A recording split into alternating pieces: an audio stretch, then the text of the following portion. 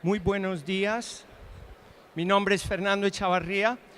Mi presentación es en inglés es incluida en ese papel que estamos distribuyendo. Quiero agradecer a nuestros anfitriones de las Naciones Unidas y de los Estados Unidos mexicanos, el gobierno, por esta gran reunión. Mi presentación obviamente va a ser en inglés, pero estoy aquí el resto de la semana si hay alguna discusión y hay preguntas. Good morning. Thank you very much for being here. My name is Fernando Echavarría. I'm coming from the Department of State in Washington, D.C., and I'm here to discuss a very exciting project that we have implemented with the World Bank and many stakeholders looking at the Caribbean Ocean Aquaculture and Sustainability Facility. What is the problem?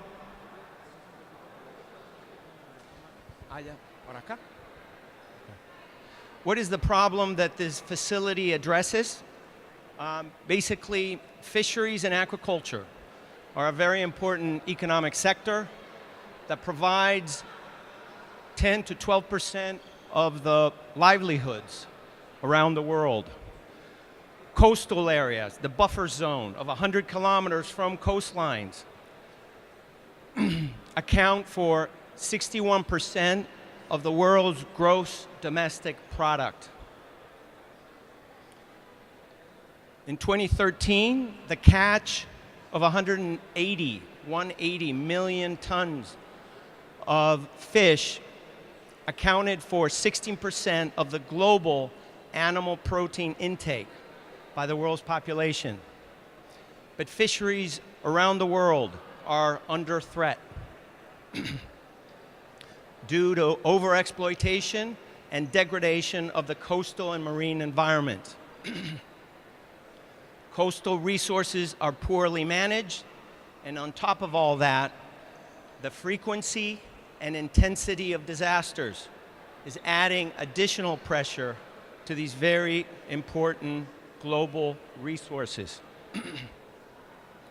Since 1980, according to the World Bank, 9 countries in the Caribbean and in Central America have experienced a natural disaster with a cost greater than 50% of their annual gross domestic product. I'm not going to list all 9, I'm just going to highlight 2. Grenada in 2004, that event was 212% of their annual gross domestic product. Haiti in 2010, the earthquake was over 120% of their annual gross domestic product.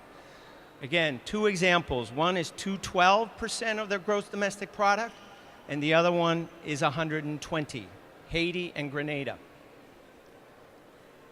So this coast facility tries to address the issue of food security and disaster risk reduction in the coastal marine environment.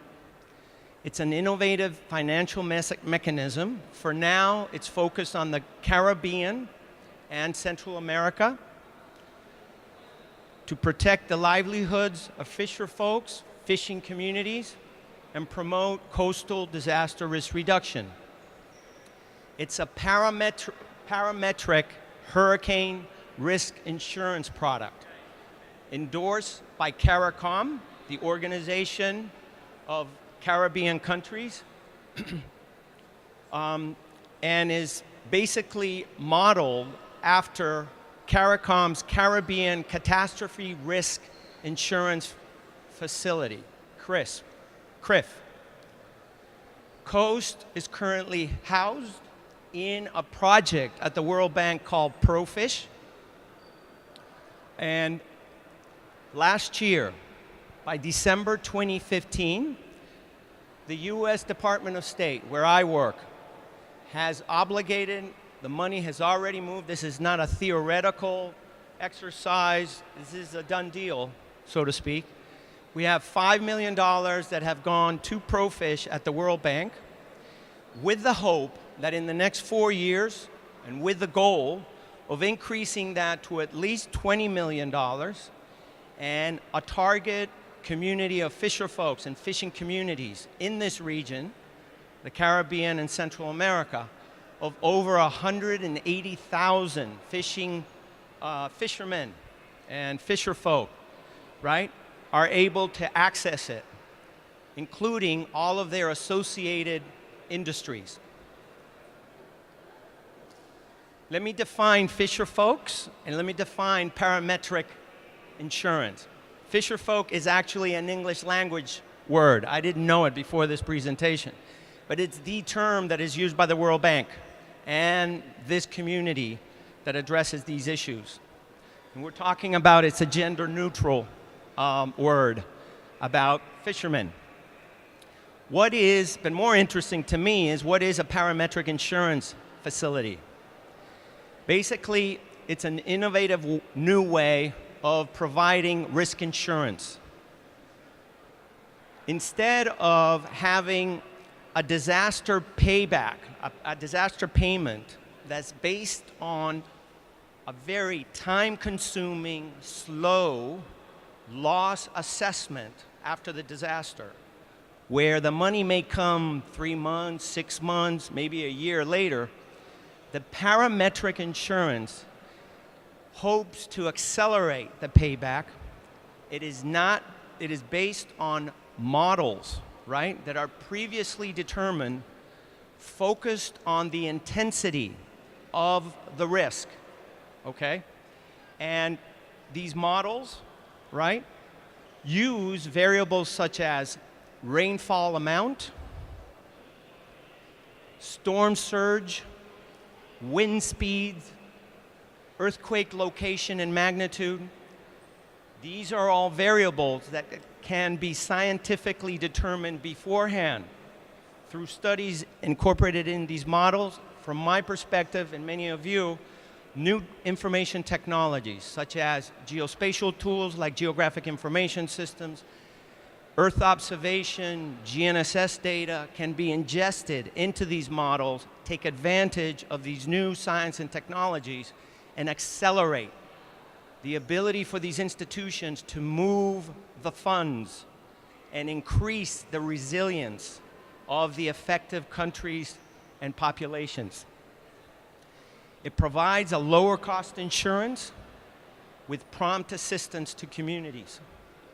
COAST is modeled after a very successful initiative called the Caribbean Catastrophe Risk Insurance Facility, CRIF, which I will define and tell you more about.